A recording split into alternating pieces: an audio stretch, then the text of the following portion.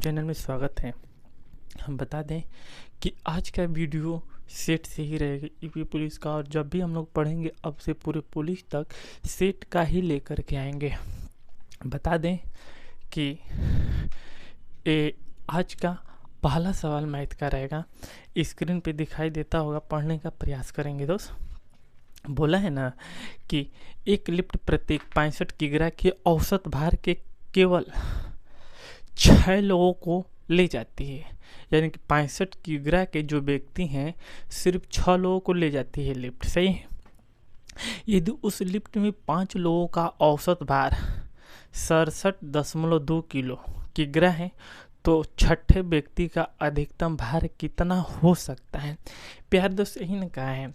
हम बता दें आपको ना कि इसको हल करने का प्रयास करेंगे और हल कर रहे हैं। देखिए 65 किग्रा के औसत भार के सही 6 लोग हैं, तो ये बताइए कि जब 6 लोग हैं तो 6 लोगों का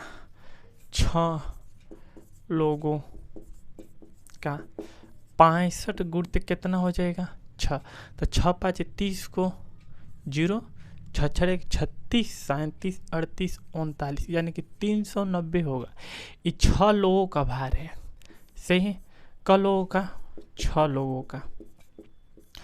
आगे पढ़ते हैं। बोला है ना कि 67.6 5 लोगों का भार है, यानी कि 5 लोगों का 67.2 से इसको भी गुणा करेंगे तो 5 दूना के 10 को 0, 5 7 35, 36 को 6, 5 6 30 और 3 33, 5 7 35 को 36 को 6, 5 6 30, 3 33 यानी कि कितना आ गया, यहाँ पर 10 रहेगा। सही प्यारे दोस्त, हम देखेंगे तो ये टोटल 5 लोगों का है और ये टोटल 6 लोगों का है। तो 6 में से 5 को घटाएंगे तो 1 का मान मिल जाएगा कि एक व्यक्ति का औसत भार कितना था। यही प्रश्न बोला है कि छठे व्यक्ति का अधिकतम भार कितना है। सही। अब देखिए 390 यानी कि 390 में से इसको घटा देंगे तो देखिए 390 माइनस कितना 336.0। तो अब 0 का कोई महत्व है, इसको हटा करके दशमलव से अगर यहाँ पर दशमलव हटाएंगे एक अंक पे तो 0, इससे ई खत्म, यानी कि टोटल हमारा कितना हो जाएगा 336। इसका काम खत्म। हम घटाएंगे प्यारे दोस्त ना, तो ये बताइए ये 10 होगा, 10 में से 6 जाएगा 4 बटा में, 8 में से 3 जाएगा 5, 3 में से 3 जाएगा 0, यानी कि 54 किग्रा हमारा जो है कि आंसर बनेगा चौथे व्यक्ति का जो छठे व्यक्ति है। चौथे व्यक्ति का जो छठे व्यक्ति है। सवाल नंबर दूसरा आपको स्क्रीन पे दिखाई देता होगा, पढ़ने का प्रयास करेंगे और समझने का भी साथ ही साथ प्रयास करेंगे, क्योंकि थोड़ा सा आज हम डिस्टर्ब हो चुके हैं दोस्त। अभी भी सही हो जाएगा, 1 मिनट रुक जाइए थोड़ा सा। सही। चलिए पढ़ने का प्रयास करेंगे। बोला है ना कि किसी कर्मचारी के वेतन पहले 50% बढ़ा दिया जाता है, उसके बाद 54% घटा दिया जाता है। उनके वेतन में परिवर्तन का कुल प्रतिशत कितना था। परिवर्तन का कुल प्रतिशत कितना था प्यारे दोस्त, बता देना कि इसके पहले वाले जो सवाल हमने पढ़ाया है उसमें सवाल का आंसर आएगा 16% कमी। वीडियो जा करके देख लीजिए, उसमें गलती हो चुका है क्योंकि हमने 16 की जगह पर 6 बता रखा है। सही है। तो हल करेंगे प्यारे दोस्त इसी प्रश्न को। देखिए हम लोग हल करने का प्रयास करते हैं। होता है ना प्यारे दोस्त कि x minus x y minus x गुणते y बटा में कितना 100। यही सूत्र है और यही सूत्र का कल भी प्रयोग हमने किया था। हमको लग रहा है कि लास्ट सवाल से 1-2 पहले सवाल उसमें पढ़ाए हैं, वही वाला सवाल गलत हो चुका है। बोला कि किसी कर्मचारी के वेतन में 50% बढ़ा दिया जाता है, उसके बाद 54% घटा दिया जाता है, यानी कि 50% बढ़ाएंगे 50 माइनस 54% घटाएंगे तो कितना 54 माइनस 50 गुणते 54 बटा में कितना आ जाएगा 100। 50 दूना के 100 और 2 दूना के 4 और 2 7 54 माइनस है और माइनस यानी कि 50 माइनस 54 माइनस कितना 27, 7 4 11 को 1 5 2 7 1 कितना 8 यानी कि 50 माइनस कितना 81। इसको प्यारे दोस्त घटाएंगे न तो बचेगा कितना, बचेगा 31 बचेगा। कितना प्रतिशत माइनस का 31 और प्रतिशत यानी कि हम बोलेंगे कि 31% की क्या होगी कमी होगी, क्या होगी 31% की कमी होगी। सवाल नंबर दूसरा आपके सामने स्क्रीन पर देखने का प्रयास करेंगे। बोला है ना कि अधिकतम वेतन के लिए किसी व्यक्ति को किस वेतन की वृद्धि वाले विकल्प को चुनना चाहिए। सही प्यारे दोस्त, बहुत बहुत इम्पोर्टेंट है, इतना इम्पोर्टेंट कि हम आपसे बता नहीं सकते हैं। देखिए बोला है ना कि हर तिमाही में वेतन में 10% की वृद्धि होती, यानी कि हर तिमाही में तो पहले साल होगा उसका मानेंगे वेतन कितना परसेंट होगा 100%।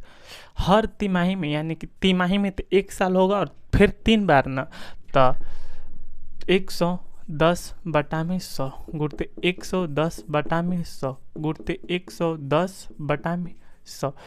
प्यारे दोस्त देखिए ये 3 बार हो गया। कितने बार हो गया 3 बार। बोला है कि आप प्रश्न पढ़ने का प्रयास करेंगे कि वेतन में 10% की वृद्धि, ऊपर पढ़िए व्यक्ति को किस वेतन की वाले विकल्प को चुनना चाहिए। सही है, हर तिमाही में वेतन की वृद्धि, हर तिमाही में ना, तो 3 बार हुआ, 1 बार पहले से रहा होगा तो 110 के बटा में कितना हो जाएगा 100। सही है, देखिए 2 0 से 2 0 खत्म, 1 2 3 4 1 2 3 4 यानी कि 11 का 11 में गुणा करेंगे तो 121 और फिर 11 का 11 में गुणा करेंगे तो 121 और बटा में हमारा क्या बचेगा 10, तो गुणते 121 और बटा में कितना 10 नहीं 100 बचेगा। सही है प्यारे 121 और 121 का यदि हम गुणा कर देते हैं आपके सामने तो हमारा बन क्या आएगा 146.41। आप कर लीजिएगा 146.41, क्योंकि 2 अंक पे 0 डबल है, हटाएंगे कितना आ जाएगा।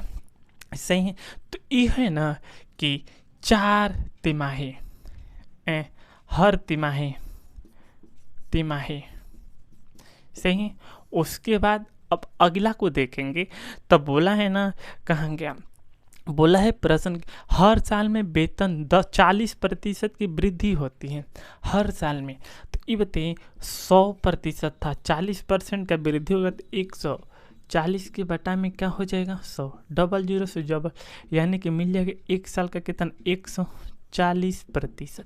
तो ये बताइए इन दोनों में बड़ा कौन है, इन दोनों में बड़ा कौन है 146 ना, यानी कि 146 वाला लाभ होगा, फायदे में रहेगा, मुनाफे में रहेगा, तो हम लोग चुनेंगे मुनाफे वाला ना, यही ना बोला है। तो इस वजह से हम लोगों का आंसर बन जाएगा विकल्प नंबर क, ए वाला। प्यारे दोस्त विकल्प नंबर क, ए वाला। नेक्स्ट सवाल आपके सामने है, पढ़ने का प्रयास करेंगे। बोला है ना कि यदि माइनस का अर्थ गुणा, क्या बोला है, यदि माइनस का अर्थ गुणा, पढ़िए माइनस का अर्थ गुणा और गुणा का अर्थ है योग, प्लस का अर्थ है विभाजन और भाग का अर्थ है घटाव, तो निम्नलिखित व्यंजन का मान कितना है। तो 40 गुणते 12 प्लस 3, प्रश्न है 40 गुणते 12 प्लस 3। उसके बाद है -6/60, -6/60, यही प्रश्न है प्यारे दोस्त, हम लोग हल करेंगे। देखिए बोला है गुणा का अर्थ क्या बोला है, गुणा का अर्थ बोला है योग, तो इसको लिखेंगे 40 + 12। सही है, अब बोला है, अब इसके बाद है हम लोगों का प्लस, तो प्लस का अर्थ बोला है विभाजन, विभाजन का मतलब होता है भाग ना। सही है, कितना 3। अब माइनस है, तो माइनस का अर्थ बोला है ना गुणा, यहाँ पर गुणा हो जाए कितना 6। उसके बाद है भाग का अर्थ है घटाव, यानी कि भाग का अर्थ है घटाव। सही है, अब देखिए सबसे पहले हम लोग भाग करेंगे, 3 चौके 12, अब 4 का 6 में गुणा करेंगे, 4 छके 24, 40 + 24 - 60। अब देखिए इसको जब जोड़ेंगे तो हमको लग रहा है कि 40 में 24 जोड़ेंगे ना, तो हमको लग रहा है कि 64 - का 60 बनेगा। क्या बनेगा 64 माइनस का 60। सही है चला, प्रश्न समझिए और बेहतर है कि उम्मीदें है कि आपको समझ में आता होगा। सही है, क्या बनेगा 64 माइनस 4। हल कर देंगे प्यारे दोस्त, तो 64 में से 60 घटेगा तो कितना बनेगा 4, यानी कि आंसर कौन सा 4 आपका आंसर बन जाएगा। सही है, नेक्स्ट सवाल आपके सामने स्क्रीन पे दिखाई देता होगा। बोला है ना कि एक अंतरिक्ष यान 2 घंटे 20 मिनट, क्या एक अंतरिक्ष यान 2 घंटे 20 मिनट में 6665 किमी की यात्रा करते हैं और इसके बाद यह 40 मिनट में 824 किमी यात्रा करते हैं, आगे बढ़ जाते हैं। अंतरिक्ष यान को औसत गति क्या होगी? प्यारे दोस्त ये बताइए, 2 घंटे 20 मिनट में 2 घंटे 20 मिनट में सही कितना पहुँचते हैं 6625 किलोमीटर। सही, फिर बोला है कि 40 मिनट में, यानी कि 40 मिनट में कितना है 824 किलोमीटर, 824 किलोमीटर, यानी कि ये भी बाबू दूरी है, ये भी दूरी है, इन दोनों को जोड़ेंगे तो 5 4 9 2 2 4 8 6 14 को 4। सही है, 6 और 1 कितना 7, कितना हो जाएगा 7, 7449 किलोमीटर। ये हम लोगों की जो आएगी कुल दूरी आएगी, क्या आएगी कुल दूरी आएगा दोस्त, क्या आएगा कुल दूरी। जब कुल दूरी उतना आ जाता है तो ये बताइए, देखिए अब कुल समय निकालेंगे, 2 घंटा ये है और 40 मिनट और 20 मिनट, टोटल हम देखेंगे तो 3 घंटा आएगा। कितना आएगा 3 घंटा आएगा। तो ये बताइए चाल बराबर होता है, देखिए चाल बराबर दूरी बटा में कुल समय। कुल दूरी हमको पता है, समय मिल जाएगा कितना 3, तो हम यहाँ 3 से क्या कर देंगे भाग देंगे। देखिए 2 घंटा 40 मिनट और 20 मिनट, टोटल 3 घंटा होगा। सही है, तो देखिए 3 से भाग देंगे पूरे में, तो 3 दूना के 6, 3 चौके 12 और 3 8 24 और 3 की 9, कितना 3 की 9। सही है, अब हमसे प्रश्न क्या बोला है पढ़ने का प्रयास कर लीजिए और समझ लीजिए।